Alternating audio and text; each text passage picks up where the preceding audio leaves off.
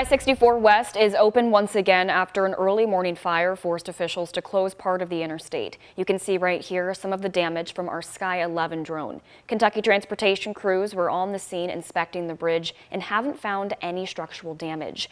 It affected westbound lanes on 64 right on the riverfront. It's our top story here tonight at 5. I'm Alex Dieterer. Our Jim Stratman has been following the story all day long and describes the scene. Officials had to shut down I-64 westbound for hours this morning, right during the morning commute, because of a fire that reached all the way up to I-64. You can even see the black soot and the scorch marks still along the side of the interstate. This video from the Louisville Fire Department shows the large fire around 5 this morning at 16th and Northwestern Parkway. And you can see the flames reaching all the way up and over to I-64 West. A viewer shared this picture as she was driving along the interstate as fire rose above the side railing. Fire crews took nearly an hour to knock down the flames ripping through this abandoned building. They said that they fought another fire at this same building around Derby time. Now, that building is rubble, but concern remained throughout most of the morning. You can see inspectors from the Kentucky Transportation Cabinet on scene investigating the interstate to make sure that it hadn't undergone serious damage from the fire. Our WHAS11 drone giving us a closer look at the process. Those engineers telling me that they needed to work through that black soot covering parts of the overpass to make sure that everything was structurally sound. Around 11:30 this morning, crews gave the all clear to open up the interstate again. Officials with KYTC said that the bridge sustained minor heat damage to a beam and pad that connected a redundant column, but the bridge itself was structurally sound and the fire didn't affect the load rating of the bridge. KYTC said that those repairs to the heat damage will happen a little bit later on, but they did not give me an exact date. Reporting in Louisville, Jim Stratman, WHAS11, on your side. Thankfully, no one was hurt in the fire this morning. Louisville Fire is currently investigating what caused the original fire. In our city, there's a lot of time and attention focused on homicide numbers, but there's another side to violence in Louisville. There have been more than 400 non-fatal shootings in 2023. 97% of those shooting survivors go to U of L Hospital. Alexis Jones spoke with community health workers today as they share their role in helping patients. While Louisville saw a drop in the number of shootings this year, community health workers at U of L say one is still too many. The impact that one patient can have on a whole community is very detrimental. Kiara James works closely with victims as a part of U of L Health's Violence Intervention Program. Since 2018, she's connected hundreds to resources to help them overcome their trauma. So some of that looks like providing mental health support services, and then we're able to refer out to our community partners so that they can provide more support, whether that is housing insecurities, whether that is mitigating any type of retaliation that may come about.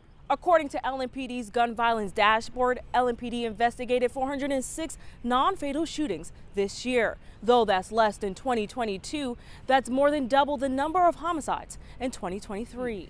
Despite the citywide concern for homicides, James says non-fatal shootings are just as life-altering. Gun violence not only impacts a victim's mental and physical health, but their families' well-being as well. As we know, when you're in the hospital, the world doesn't stop. Family members also bear that burden too.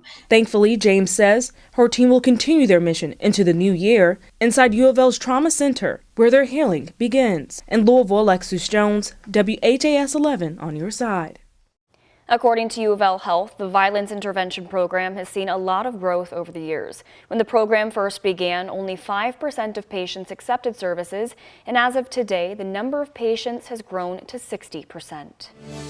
We're taking a closer look after a tragic case outside Indianapolis. Lawmakers are proposing a new bill to require safely stored guns. Indiana State Representative Mitch Gore is behind the bill, saying he crafted the bill after a 4-year-old was accidentally shot and killed by her 5-year-old brother. He said it would make it a crime if a gun isn't safely locked up if you know a child will be home. He's brought items like this to the floor the past 2 years, and they have failed both times. We are now just about 5 o'clock here on your Wednesday evening, and some clouds have rolled in a little bit, but another sunny, beautiful day here in Kentuckiana. And tomorrow's looking a little bit different. Alden, you're tracking some precipitation. Yes, I am, and that could come in the form of some rain and snow for us. But first, our temperatures today were once again well above normal by nearly 10 degrees. We hit 54 here in the metro. Elsewhere, also in the 50s, the exception being Campbellsville and Munfordville got up to 49 degrees. Same for folks in Columbia. But currently, our area temperatures are still near our highs, 48 up in the Knobs and 48 degrees in Lanesville. But I want to look at Max HD radar because you see some light rain showers over there towards Evansville. That is headed our way.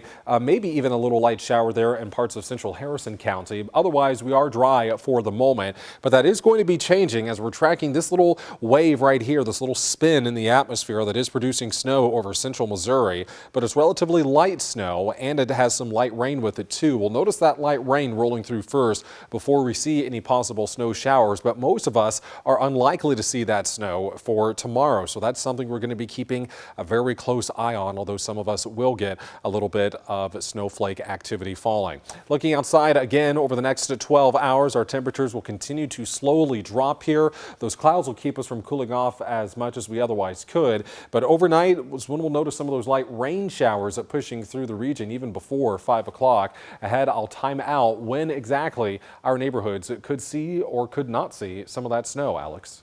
Thank you, Alden. And while we're not seeing it yet here at home, some winter weather is delaying flights all across the U.S. More than 600 delays and 11 cancellations. Most are at the Atlanta airport right now.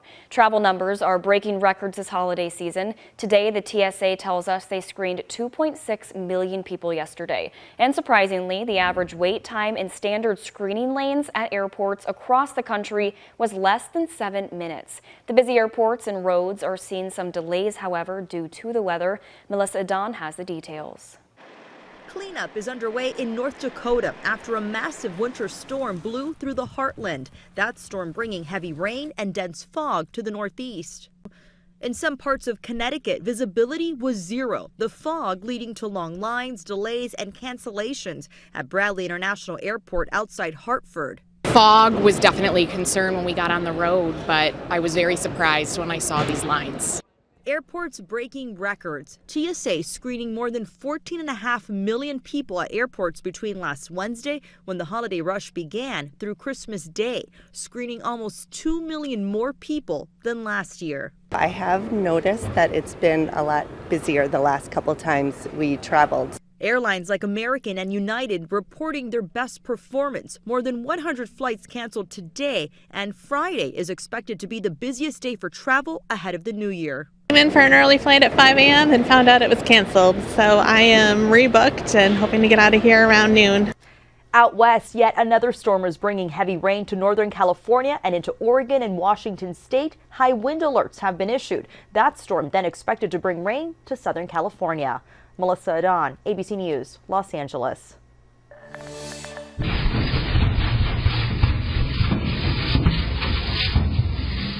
New video for you tonight showing the dangers of starting fires to keep warm in the winter weather. You can see right here the moment a man in New Albany set a dumpster on fire to keep warm, but then it went wrong. The noise woke up Stephen Miller and his family this morning. It happened near the corner of Spring and 15th Streets in New Albany. Miller tells us a homeless man admitted to setting the fire, just trying to stay warm. Miller says a neighbor helped put out the fire that spread to his home's fence. His fence and their kids' outdoor play set are damaged, but what he's really worried about is the man who had no other choice in the cold night. I think the tragedy of the whole situation is that there was somebody sleeping outside last night. Most of us were in our beds, it was warm, and somebody was just trying to warm themselves. And I just thank God that he wasn't near the dumpster when it exploded. Miller tells us the dumpster belonged to a small business that butts up against his backyard. It's a time of year when the temperatures drop and Operation White Flag goes into effect. That happens when the wind chill drops below 35 degrees. During this time, many shelters will fly a white flag outside, signaling they're open for anyone to come inside. In New Albany, the shelter is at the Culbertson Baptist Church on Grant Line Road. In a little under an hour, a new restaurant will have its grand opening on Bardstown Road in a location that sat empty for a long time. Beyond the Sun Restaurant and Lounge is opening at the old Mellow Mushroom building. Anna Medina does public relations for the lounge, and she says the owner worked his way up from serving at Sol Aztecas for 7 years. The new business wants to lean into their lounge status with live music and cocktails, and she hopes it brings different kinds of people to Bardstown Road. We love Bardstown Road. Every night we would go out, walk down the street, and we always saw this building and we saw the potential in it, and we always wondered how was it possible that it was closed, being such a different building and so contemporary. In 2018, the Mellow Mushroom Pizza restaurant at that location closed abruptly, and since then, no business has taken over the unique building. Tonight, their opening party starts at 6 o'clock.